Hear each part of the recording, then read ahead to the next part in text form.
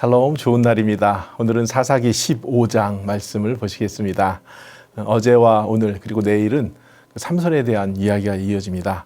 오늘 본문은 삼손을 어려움에서 구원하신 장면이 나옵니다. 크게 3번 정도의 어려움이 삼손에게 있었습니다. 말씀을 좀 앞에 거 한 장을 전체 보고 나중에 말씀을 좀 읽을까 합니다. 삼손에게는 오늘 본문에 보니까 몇 가지 어려움이 있었는데요. 첫 번째 어려움이 잘못된 만남입니다. 블레셋 아내와 결혼하게 되었죠. 전장에 보니까 삼손의 장인이 근데 자신의 아내를 다른 사람에게 주게 됩니다. 삼손이 화가 나서 여우 300마리를 꼬리끼리 연결해서 거기다가 회를 붙여서 거기다 불을 붙이게 되니까 블레셋 사람들 그 사는 지방에 사방에 퍼져서 불이 붙습니다. 블레셋 사람들이 삼손의 장인과 딸을 그래서 죽이게 되죠. 삼손을 또 그 일을 보고 나니까 분노가 일어나서 블레셋 사람들을 공격하는 삼손의 장면이 오늘 14장, 15장에 나옵니다. 원수는 갚으면 다시 원수 갚는 일이 생기지요. 블레셋 군사들이 삼손이 속한 유다를 공격하게 됩니다. 이게 두 번째 어려움의 시작입니다. 동족에게 붙잡히게 되죠. 유다 사람들에게 붙잡힌 삼손.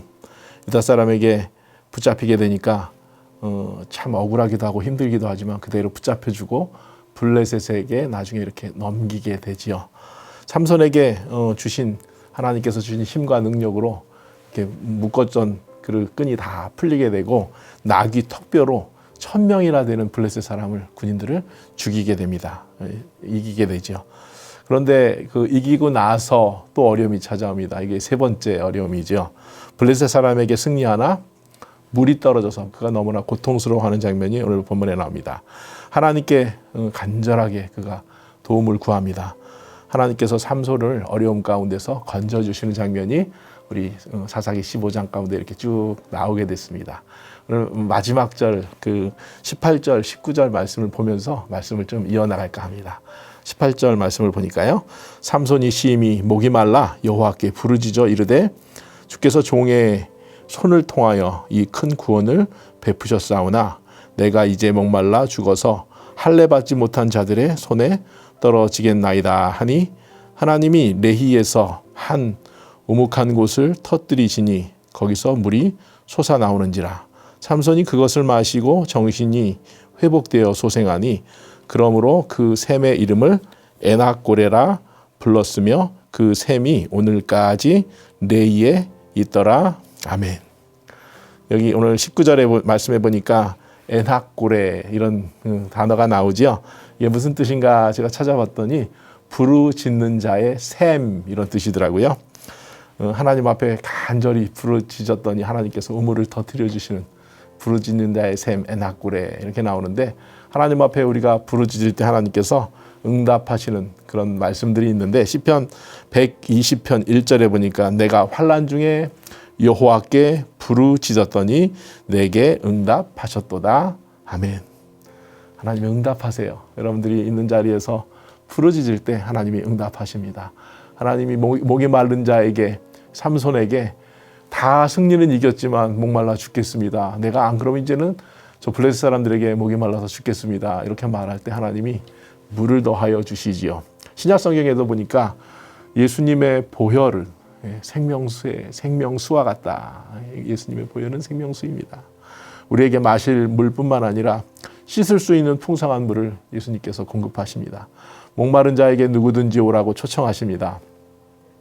우리 이제 봄이 한참 중이죠. 5월이 되어서 봄을 영어로 스프링 이렇게 말하는데 영어로 스프링이란 단어가 또 한 가지 의미가 있죠. 샘이란 뜻입니다.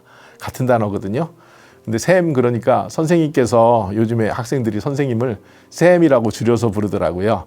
선생님을 샘, 우리 선생님께서 샘께서 우리 주님께서 갈급하지 않도록 우리 우물을 샘을 마련해 주십니다.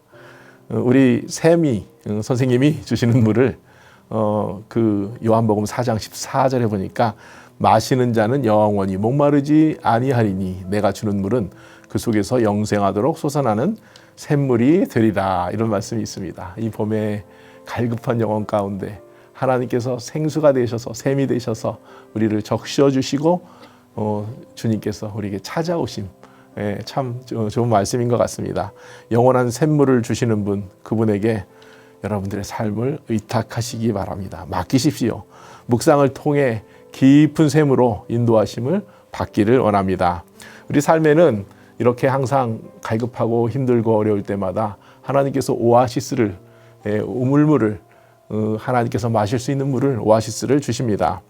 출애굽기 15장 27절 말씀해 보니까 그들이 엘림에 이르니 거기에 물샘 12과 종려나무 70그루가 있는지라 거기서 그들이 그 물 곁에 장막을 치니라, 이런 말씀이 있습니다. 하나님이 백성들에게 물길을 열어주시고 야자수를 주셔서 그 그늘을 하나님께서 허락하시는 주님, 그 주님이 여러분들의 삶 가운데 있기를 원합니다. 오늘 삼손에게 부르짖는 자의 샘인 엔하고레, 이런 엔하고레를 허락하여 주신 것을 볼 수 있습니다. 현재 어려움으로 인하여 부르짖는 상황에 놓여 있는 분이 혹시 계십니까? 정결하게 하고 지혜의 샘으로 인도함 받기를 원합니다. 바로 주님께서 마음을 주시고 간구하면 좋겠습니다. 주님께 마음을 두시고 주님께 간구하면 하나님께서 여러분들의 엔하고레를 허락하여 주실 것입니다. 오늘 사랑하는 성도 여러분에게도 샘물처럼 흐르는 하나님의 은혜의 깊이와 넓이를 경험하시기를 기대하며 축복합니다. 기도하겠습니다. 환난과 어려움에서 구원하신 참 좋으신 하나님, 이 시간 말씀과 같이 주님을 찾으며 간구합니다. 부르짖는 삼손에게 샘을 열어 주시듯이 우리의 어려움에서 구원하여 주옵소서. 예수님의 이름으로 기도합니다. 아멘.